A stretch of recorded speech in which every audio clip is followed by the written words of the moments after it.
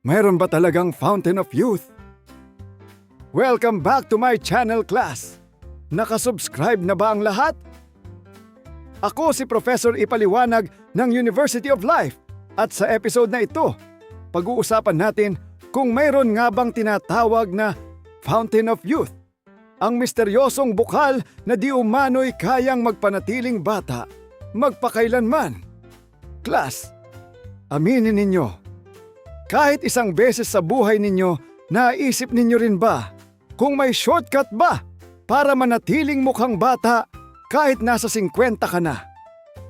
Kung mayroon ngang ganoong bukal, malamang mahaba na ang pila roon kaysa sa pila sa libreng bigas. Well, ready na ba kayo, class? Tara simulan na natin ang discussion. Dito, sa The Taglish Explainer. Ang topic na ito ay mula kay Atlakwatserong Ilonggo Vlogs.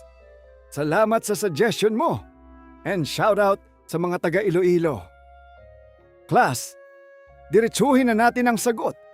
Ayon sa siyensiya at kasaysayan, wala pang natatagpo ang totoong Fountain of Youth na kayang pigilan ang pagtanda ng tao.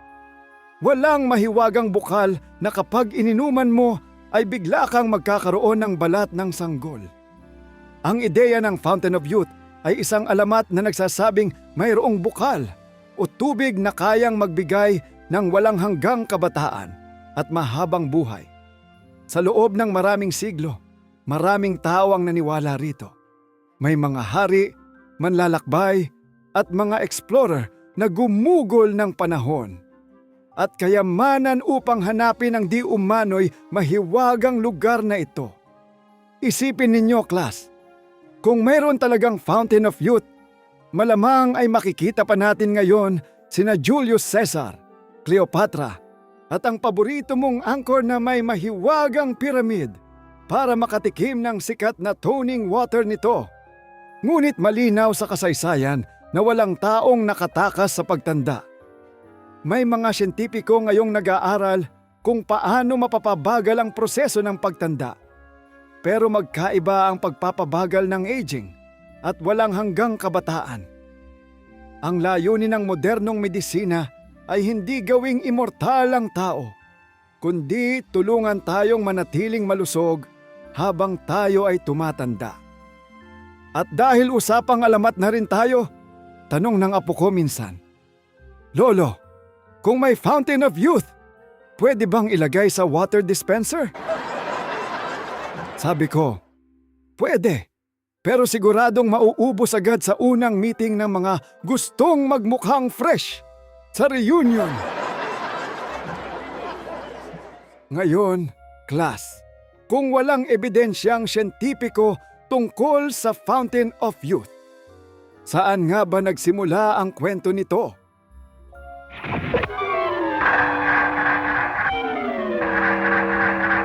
Ang konsepto ng Fountain of Youth ay napakatanda na.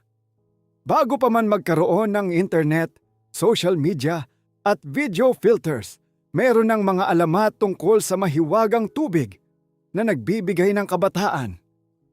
Noong sinaunang panahon, may mga kwento mula sa iba't ibang kultura tungkol sa mga ilog at bukal na may kapangyarihang magpagaling at magpahaba ng buhay.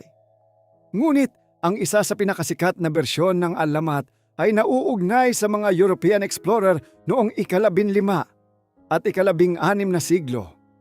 Madalas na inuugnay ang alamat kay Juan Ponce de Leon, isang Spanish explorer na kilala sa paglalakbay patungong Florida. Sa popular na kwento, sinasabing hinanap niya ang Fountain of Youth. Ngunit ayon sa maraming historiador, walang matibay na ebidensya na yun talaga ang pangunahing layunin niya. Lumitaw lamang ang kwentong ito sa mga aklat at salaysay na isinulat pagkaraan ng kanyang buhay. Sa madaling salita, class, posibleng lumaki ang alamat habang paulit-ulit itong ikinuwento ng iba't ibang tao. Alam naman natin ang kapangyarihan ng tsismis. Minsan, ang simpleng kwento Nang nakakita ako ng kakaibang bukal, ay nakakita ako ng bukal na kayang gawing 20 anyos ang senior citizen. Hindi lamang sa Europa may ganitong paniniwala. Sa China, may mga alamat tungkol sa mga eliksir na nagbibigay ng mahabang buhay. Sa iba't ibang bahagi ng mundo, mayroon ding mga kwento tungkol sa mga mahiwagang halaman at inumin na di umano'y nakapagpapabata.